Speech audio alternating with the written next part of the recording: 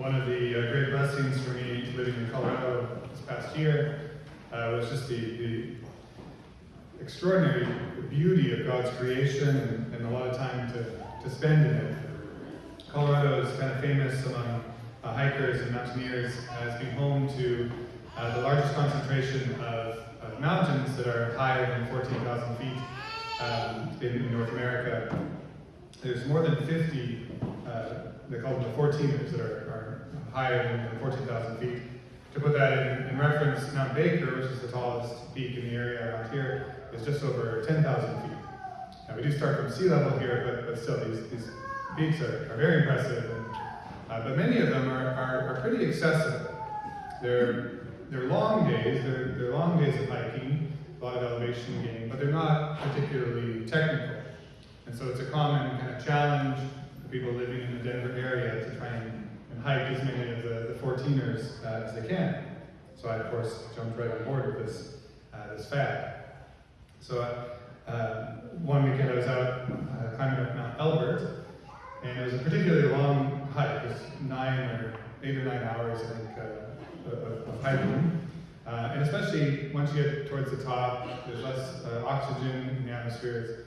It feels, it just gets harder to kind of put one foot in front of your other and just keep plodding along.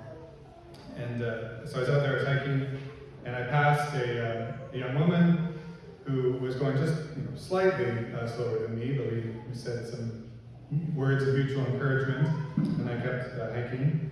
And about half an hour later, I came to a young man who was obviously sitting and waiting for someone. He asked if I'd seen a woman in a blue jacket. I said, yeah, I passed her about a half an hour ago. And he responded with, well, I'm not waiting that long. And turned to start climbing with me, hiking with me. And I thought at first, well, maybe she's his sister, and I kind of agreed on this. No, she was his girlfriend. Emphasis on was, past tense. They had a conversation on the way down. I'm not sure they survived. Now this young man, it's easy to kind of point to and laugh, but obviously made the wrong decision. He kind of got it in his mind. He really wanted to climb Mount Elbert. That was his focus. That's what he wanted, and that's what he did. Losing sight of this girl, this person that he could have walked alongside, and maybe not climb the mountain, but spend the day with her. It's easy to kind of point it out and be like, obviously, dude, you made the wrong choice. But I think it's a good kind of image for something that each of us can fall into in different ways, where we kind of have our eyes fixed on something that could be very good, but in choosing this or desiring this and wanting it, we can lose sight of other goods, perhaps even more important goods, things that perhaps the Lord desires for us that may be different than what we're hoping for. I know for me, I can get kind of anxious and kind of focused when I have a lot of deadlines coming up or tasks, and the task list is very long. I can kind of get fixed on getting things done and lose sight of the people in front of me, becoming impatient or easily irritated, and just not even notice the individual in front of me. I think a common one for many of us is this sense of really wanting life to be the way that I want it. I want my life, my family, my circumstances to kind of look and be the way that I want. This can be such a trap around this time, around the holidays, thinking ahead to Christmas and our kind of family celebrations and being very specific in how we want them to go. And losing sight of, at times, perhaps, the people that they're for, the purpose of gathering and being together. A very common one, especially for parents, is this sense of I really want my children to act a certain way. I want my family to kind of look a certain way. And of course, there's such a good in desiring what is best for those in our family. But sometimes at the expense of allowing freedom, allowing an individual, my spouse, a child, true freedom, even the freedom to make mistakes. A very common one is avoiding conflict. Obviously, there's a good in wanting peace, wanting a unified kind of relationship. But sometimes that can come at the expense of having hard conversations, difficult but important conversations.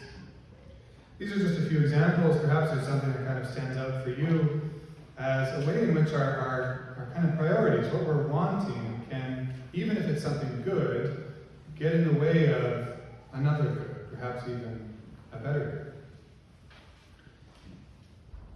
Our readings today speak to us of a particular kind of hope. This Christian hope, which is the hope of the Jesus who dwells with us, who is present in the circumstances of our lives, of our everyday. We have this beautiful introduction to the 3rd chapter of the Gospel of Luke, where Luke is very clearly not communicating sort of a religious mythology or even these, the wise sayings of a religious leader. He's beginning with a historical reality. In the 15th year of the Emperor Tiberius, Pontius Pilate, governor of Judea, Herod, his brother Philip, these are real historical figures. He's situating what's happening in this 3rd chapter in a historical reality. A very poignant reminder to each of us that Jesus enters into not just human history, but into my history. Jesus desires and is very present in my story, in the events of my life, in the events of my day. There's another powerful lesson in the way in which Luke introduces our Gospels. He's listing all of these important historical figures. The emperor, the governor, King Herod. And then he kind of does this flip. And he says, and the word of God came not to any of these really important people. He came to someone you've never heard of. This unknown John, son of Zechariah. Where? In the wilderness. Luke is putting before us this reality that the Word of God, Jesus, comes to each of us, even the most insignificant of us, even the most insignificant of the moments of our lives. He comes to us.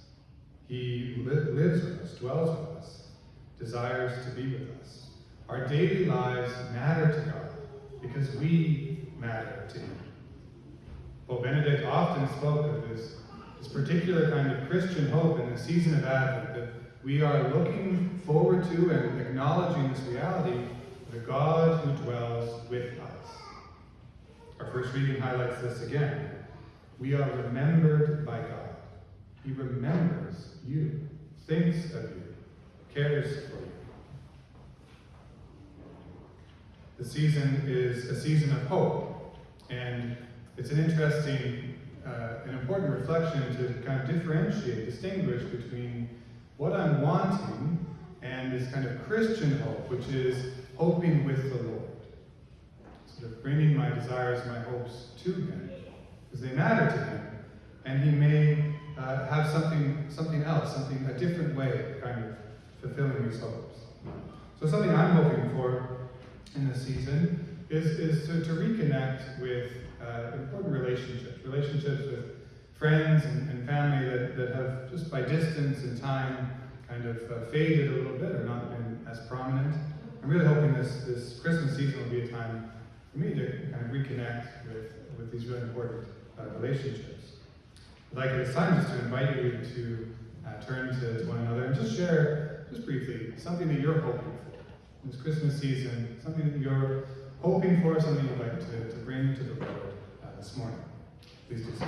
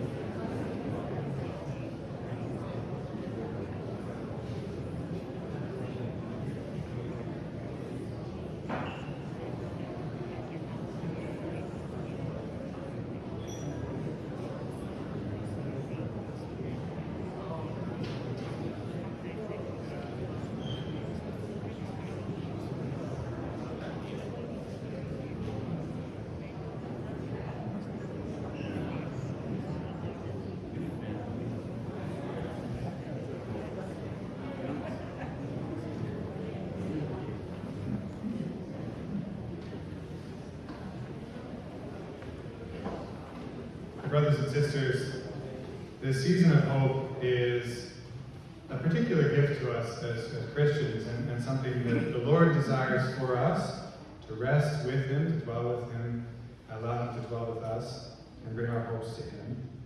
And the season of Advent at All Saints, we've been emphasizing this taking time to be quiet with the Lord. And this can be a beautiful kind of prayer, bringing our hopes, our desires to Him in that quiet moment. You know, it can be hard. I mean, just having quiet time is hard, but then sitting in the quiet can be so hard. Where we can so easily notice distracting thoughts come in and become kind of lost somewhere, and 5 minutes go by and it feels like I haven't been with the Lord at all. So I just encourage you, if that's part of your experience, which is so common for all of us, sometimes to consider that the distraction may in fact be the very thing the Lord wishes to be with us in.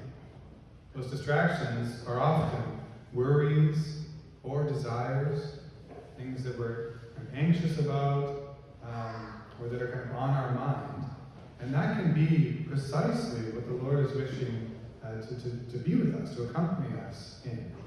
And so, just again, encourage that each of us, to add 5 minutes of quiet with the Lord throughout this coming week.